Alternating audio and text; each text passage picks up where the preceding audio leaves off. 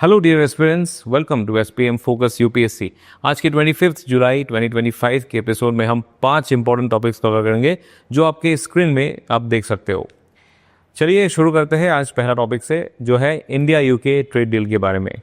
India और United kingdom ने finally एक फ्री ट्रेड एग्रीमेंट कंक्लूड किया है 3 साल की फॉर्मल टॉक्स के बाद। इस एफटीए का गोल है दोनों देशों के बीच ट्रेड को $56 बिलियन से डबल करके $120 बिलियन तक ले जाने का बाय 2030। ये एक एडवांस्ड एफटीए है जिसे हम लोग comprehensive economic and trade agreement कहा गया है। Comprehensive economic and trade agreement सिर्फ गुड्स और सर्विसेज तक सीमित नहीं है, बल्कि ये investment protection, labour mobility, regulatory cooperation और सस्टेनेबल डेवलपमेंट जैसे इंपॉर्टेंट एरियाज को भी कवर करता है। अब चलिए इस डील के कुछ मेजर प्रोविजंस को सिंपल तरीके से समझते हैं। सबसे पहले बात करते हैं गुड्स के ट्रेड पर टैरिफ रिडक्शन। इस डील के बाद इंडियन प्रोडक्ट्स जैसे textiles, James and jewellery, leather, pharma, T, coffee, agriculture और प्रोसेस्ड फूड आइटम्स, इन सब को यूके में लगभग 90% या 99% तक ड्यूटी फ्री एक्सेस मिलने वाला है। वहीं अगर यूके प्रोडक्ट्स की बात करें तो अब इंडिया में उन पर एवरेज टैरिफ सिर्फ 3% हो गया है, जो पहले करीब 15% हुआ करता था। स्पेशल आइटम्स जैसे स्कॉच विस्की, जिन और यूके कार्स के लिए भी टैरिफ रेट सिग्निफिकेंटली कम किया गया है।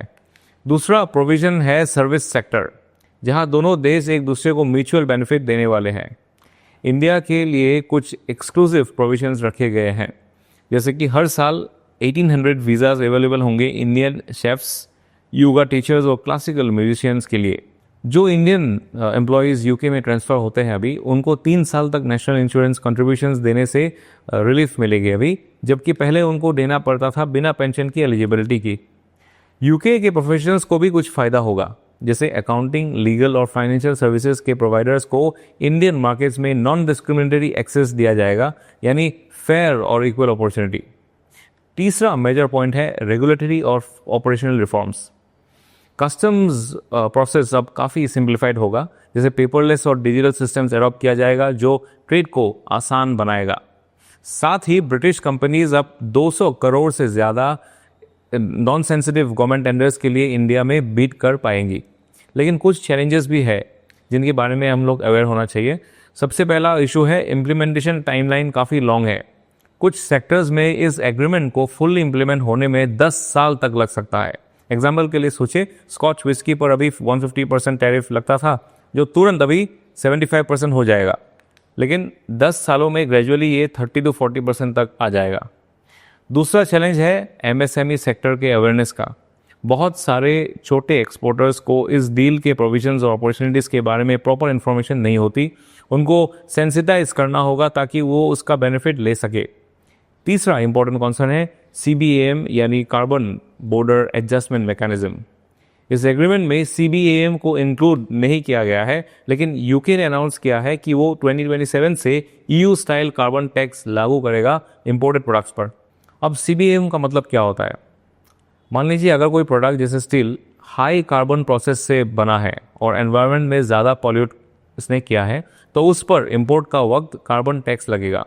ये इंपोर्टेड आइटम्स के लिए एक तरह का एनवायरमेंटल रेगुलेशंस है जो क्लाइमेट गोल्स अचीव करने के लिए लागू किया जाता है। अब चैलेंजेस को हम लोग ऑलरेडी देख चुके हैं, let us also see the positive aspects of it. India के लिए पहला मेजर FTA है ये, जो किसी यूरोपियन कंट्री के साथ अब तक हुआ है। फ्यूचर में US और EU के साथ FTA के लिए ये एक टेम्पलेट बनेगा। इंडियन टेक्सटाइल एक्सपोर्टर्स को वियतनाम और बांग्लादेश को कंपैरिजन में एडवांटेज मिलेगा कंपैरेटिवली, तो MSMEs का बूस्ट होगा। यूके के लिए भी ब्रेक्सिट के बाद ये सबसे बड़ा बायलैटरल ट्रेड डील है जो ब्रेक्सिट का नेगेटिव इम्पैक्ट को बैलेंस कर सकता है। चलिए अब अगला टॉपिक देखते हैं, नेशनल स्पोर्ट्स गवर्नेंस बिल। ये बिल रिसेंटली लोकसभा में इंट्रोड्यूस किया गया है, जिसका एम है स्पोर्ट्स एडमिनिस्ट्रेशन को रिफॉर्म करना।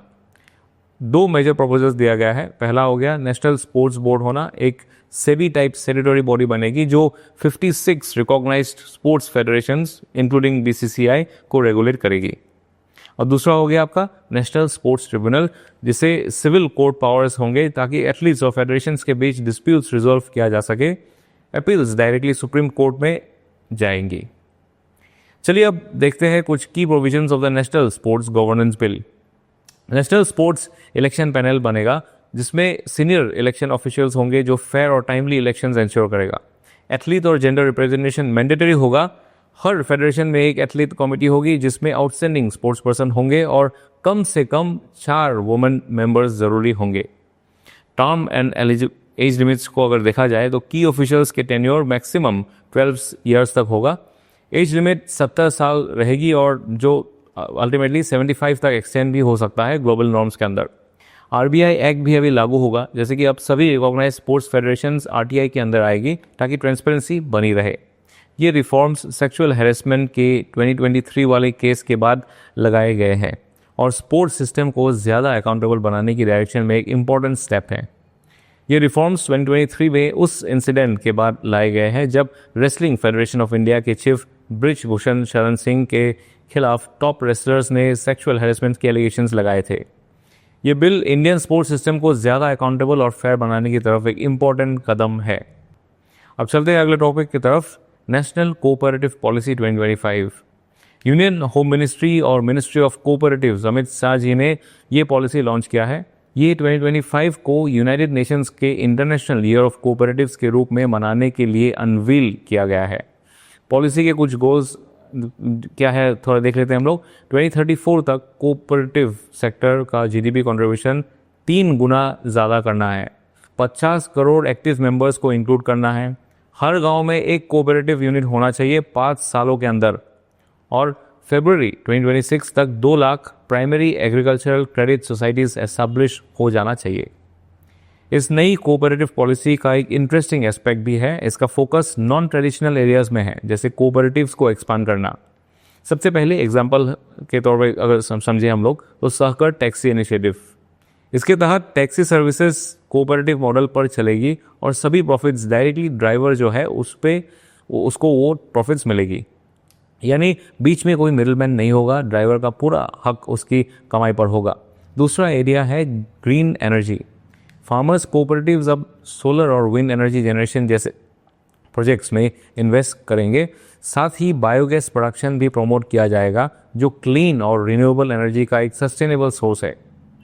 और तीसरा सेक्टर है इंश्योरेंस। अब कोऑपरेटिव्स इंश्योरेंस सेक्टर में भी एक्टिवली काम करेगा ताकि रूरल हाउसहोल्ड्स को अफोर्डेबल और कम्युनिटी बेस्ड कवरेज मिल सके। ये स्टेप्स दिखाता है कि कोऑपरेटिव मूवमेंट सिर्फ ट्रेडिशनल एरियाज तक सीमित नहीं रहेगी बल्कि नए सेक्टर्स में भी अपना फुटप्रिंट बनाने के लिए तैयार है। अब थोड़ा इंपॉर्टेंट डेटास भी आप लोगों को जान लेना चाहिए। इंडिया में 8.44 लाख कोऑपरेटिव्स है अक्रॉस 30 सेक्टर्स जो रूरल क्रेडिट एम्प्लॉयमेंट और इकोनॉमिक एम्पावरमेंट का सोर्स है और 20% रूरल क्रेडिट्स आता है PACS के थ्रू। चलिए अभी लास्ट टॉपिक डिस्कस कर लेते हैं, इथेनॉल ब्लेंडिंग के टारगेट पर इंडिया की बड़ी achievement. Union home minister Hardeep Singh Puri ji ने अनाउंस किया है कि इंडिया ने 20% इथेनॉल ब्लेंडिंग जो टारगेट था हम लोगों का वो ऑलरेडी अचीव कर लिया हम लोगों ने 5 साल पहले, जो 2030 में टारगेट रखा गया था। 2014 में जब इथेनॉल ब्लेंडिंग शुरू हुई थी तब सिर्फ 1.5% ब्लेंडिंग थी पेट्रोल में, लेकिन आज हमने 20% ब्लेंडिंग का टारगेट अचीव कर लिया है, वो भी 5 साल पहले। इसका इम्पैक्ट बहुत बड़ा है। सबसे पहला इम्पैक्ट अगर देखा जाए तो देश ने 1.36 लाख करोड़ का फॉरेन एक्सचेंज बचाया है क्योंकि इंपोर्टेड क्रूड ऑयल की डिपेंडेंसी अभी कम हुई है। दूसरा, फार्मर्स को 1.18 लाख करोड़ का डायरेक्ट बेनिफिट मिलता है क्योंकि इथेनॉल मोस्टली शुगर केन जैसे क्रॉप से बनता है।